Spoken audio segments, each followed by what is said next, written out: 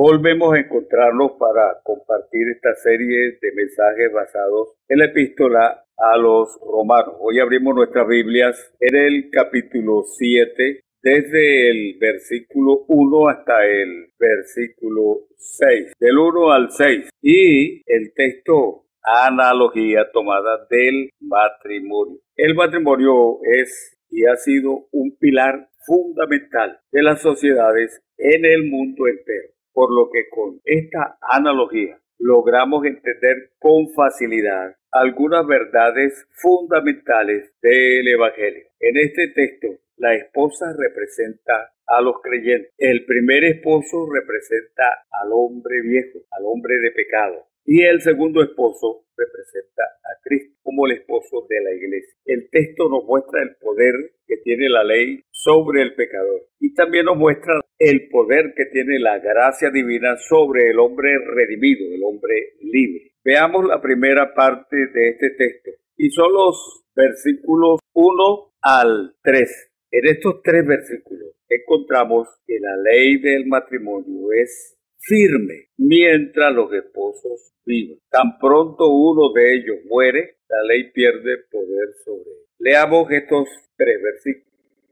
¿Acaso ignoráis, hermanos? Pues hablo con los que conocen la ley. Que la ley se enseñorea del hombre entre tanto que éste vive. Porque la mujer casada está sujeta por la ley al marido mientras éste vive. Pero si el marido muere, ella queda libre de la ley del marido. Así que si en vida se uniere a otro varón, será llamada adúltera. Pero si su marido muere, es libre de esa ley, de tal manera que si se uniere a otro marido, no será adúltera. Pablo empieza preguntándole a estos hermanos que acaso ignoran. ¿Qué quiere mostrarles Pablo? ¿Qué quiere que entiendan? Pablo quiere mostrarles que las leyes pierden poder contra las personas que mueren. Tan pronto murió alguien, la ley no tiene poder sobre él. La ley no puede continuar exigiendo cumplimiento. Ya murió. Y si murió, lo hizo también en este caso, para el pecado y para la ley. Lo que Pablo quiere mostrar es que los cristianos están muertos para la ley del pecado. Y como están muertos, la ley del pecado no tiene poder en contra de ellos porque están muertos. Y utiliza esta analogía del matrimonio para mostrar que la ley ata a los esposos mientras ambos estén vivos. Cuando uno de ellos muere,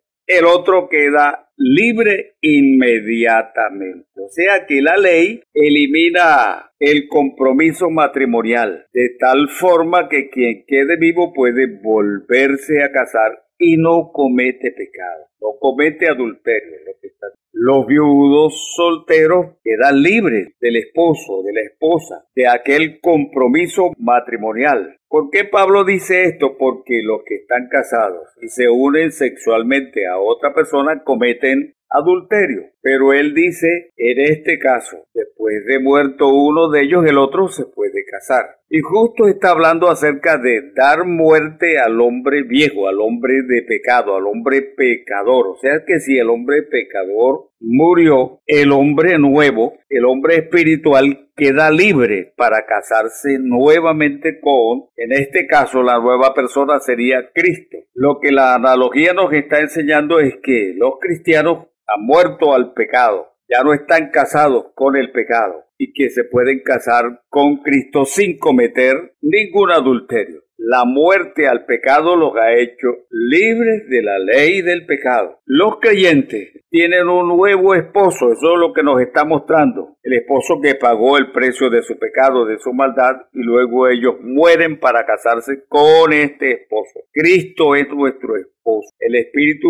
el primer trabajo que hace es regeneración. Hacerlo una nueva criatura, el nuevo nacimiento. Claro que se muere para nacer. Es por ello que quien muere 2 veces, en este caso la muerte física y la muerte espiritual, puede resucitar al final de los tiempos con el Señor Jesucristo. Pero quien no ha muerto espiritualmente, pues tendrá dos muertes, tendrá la física y tendrá la segunda muerte, que es la condenación según la palabra de Dios. Los creyentes, los cristianos hemos muerto al pecado. Es por ello que no insistimos en buscar salvación por méritos propios. Eso es de Dios, ese es un regalo, es gracia divina. Por la obra que el Espíritu de Dios ha hecho en nosotros y nos hace nuevas criaturas, no por cumplir ninguna ley. La salvación no es por cumplir leyes, no es por hacer cosas, es una obra del Espíritu de Dios en nuestra vida. Así vamos entendiendo entonces la forma de esa muerte a la ley del pecado, a la ley de la maldad.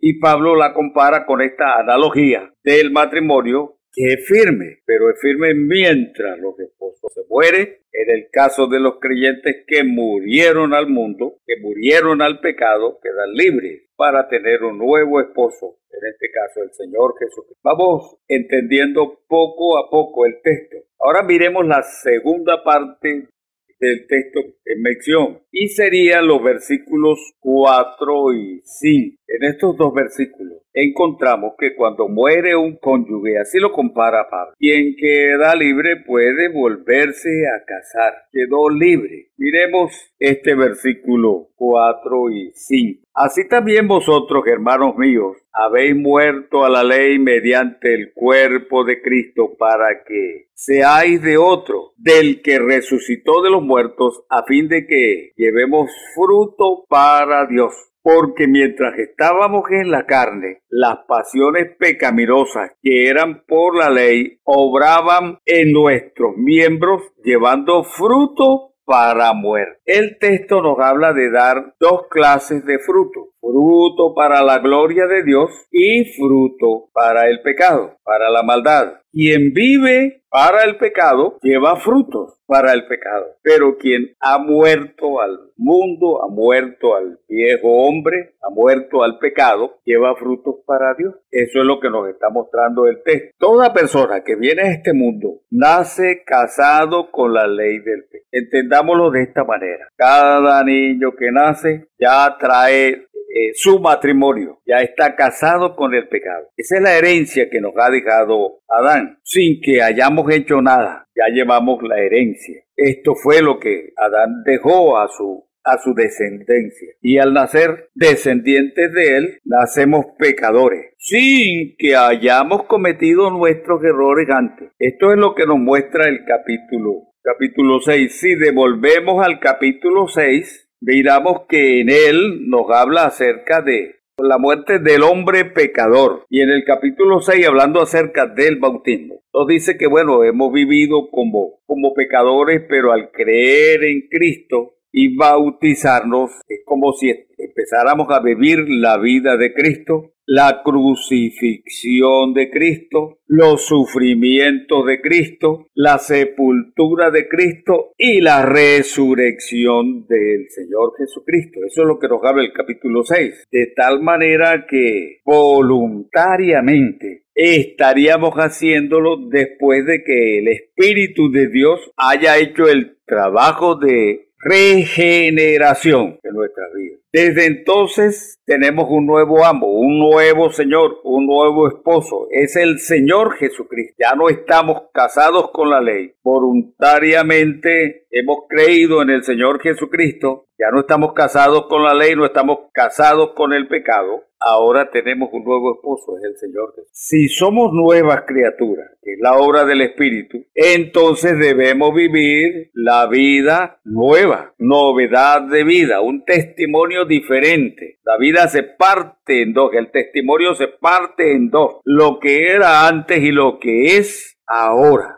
Anteriormente, lo dice el versículo 5, que ahora somos libres por haber muerto a aquella ley. ¿A cuál ley? A la del pecado, a la que obedecíamos. Aquella ley que era en contra de la voluntad de Dios, haciendo cosas que desagradaban a Dios. Y la Biblia nos muestra que para ello usábamos todos nuestros miembros. para obedecer a la ley del pecado. Y aquello nos conducía a la muerte. Aquellos deseos pecaminosos nos dominaban y nos llevaban a hacer todo lo que Dios prohíbe en su santa ley. Y claro, el pecado se aprovecha de aquella ley. Y dice, mira que a Dios no le gusta lo que estás haciendo. Pero de todas maneras el pecado nos impulsa a hacer lo que no le agrada a Dios. ¿Pero por qué lo hacíamos? Porque estábamos casados con aquella ley, la ley del pecado. Ahora Pablo dice, si ya estamos libres, ahora tenemos un nuevo esposo, vivimos una nueva vida, ahora empezamos a dar frutos para Dios, a vivir para Él. ¿Por qué? Porque hemos sido libres de aquella ley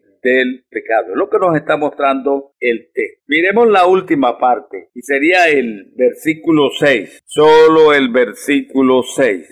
Pero ahora estamos libres de la ley por haber muerto para aquella en que estábamos sujetos, de modo que sirvamos bajo el régimen nuevo del Espíritu y no bajo el régimen viejo de la ley. Pablo está hablando de dos regímenes en este texto, el régimen nuevo y el régimen viejo. El régimen nuevo es el de Cristo, la gracia de Cristo, es la salvación de Cristo, es la vida en Cristo. Y el régimen viejo es la vida de pecado de acuerdo a la ley del pecado. Se aprovechaba de la ley para hacernos desagradar a Dios. Claro, nos engañó y nos tiró a hacer lo malo, nos impulsó a hacer lo malo para luego reírse porque nos había engañado. El texto nos está mostrando que ya no hay por qué preocuparse por aquella vida vieja, porque ya no existimos para ella, ya no estamos casados con ella, ya estamos muertos y ya no puede exigir cumplimiento de aquella ley de pecado.